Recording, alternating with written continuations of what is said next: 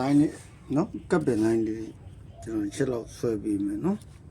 သူကတော့ထိတ်စီလေးကတော့တိတ်ပြီးတော့မငြိမ်ဘူးပေါ့မငြိမ်တော့ညလဲကျွန်တော်တစ်ချက်ဝတ်သားကြီးပြကြည့်ပါနော်ဒီလျှောက်နဲ့ဒီလျှောက်အပွင့်နဲ့ပေါင်းရင်နှစ်ပေါ့နော်မိရဆောနာမလားနှစ်နော်ဒီလျှောက်နဲ့ပေါင်းနှစ်ဟုတ်ပြီဒီ8နဲ့ဒီ4နဲ့ပေါင်းရင်နှစ်ပဲ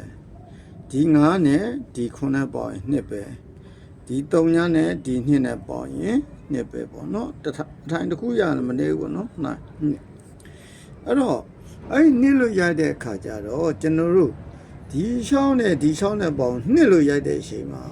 အဲ့ဒီနှစ်ပါခွန်လို့ရိုက်တယ်ဒီဘက်နှစ်ကနော်9ထိပ်နဲ့ဒီ6ထိပ်နဲ့ပေါင်း6ပိတ်နဲ့ပေါင်းရင်1ဖြစ်နေပြီ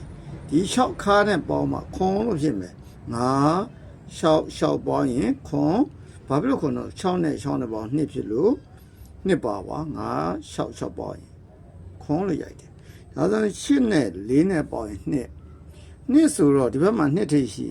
တယ်2နဲ့4နဲ့ပေါင်း6ဒီ8နဲ့4နဲ့ပေါင်း2မြင့်လို့2ပါခွန်ဆိုတော့ဒီမှာ2နဲ့4နဲ့ပေါင်း6ဖြစ်တဲ့အတွက်ခွန်ဖြစ်အောင်တစ်ခါလို့ထည့်ဒီ9ထိပ်နဲ့ဒီ9နဲ့ပေါင်းခြင်းဒီနှစ်ပါခွန်ဆိုတော့ဒီမှာ3ထိပ်ရှိတဲ့အတွက်ခွန်ပိတ်နဲ့30နှစ်ပါခွန်ဆိုတော့ခွန်အတွဲဒီနှုံးပေါင်းခြင်းနှစ်ကို3ခွန်ပေါင်းခွန်ဒါဆိုရင်3နဲ့2နဲ့ပေါင်းရင်2လူရိုက်တဲ့အချိန်မှာခွန်ဖြစ်ရမှာဆို3ထိပ်ရှိတယ်2နဲ့ပေါင်း5နော်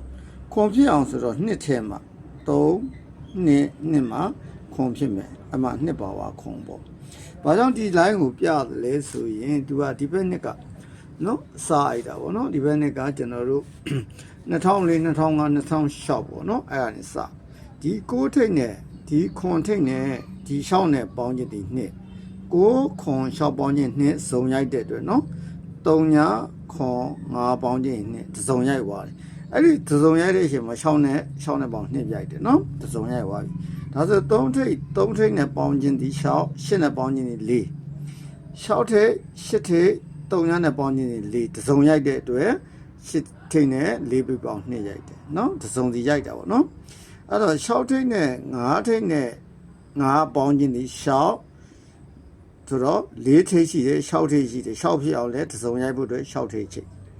အဲ့ပြီးတာနဲ့3ညနဲ့ဒီ9နဲ့ဒီ9ပေါင်း2ပေါ့နော်အဲ့တော့ရင်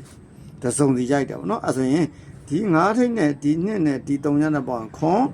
ဒါဆိုရင်ခွန်ဖြစ်ရမှာဆို1ထိပ်3ထိပ်ဆို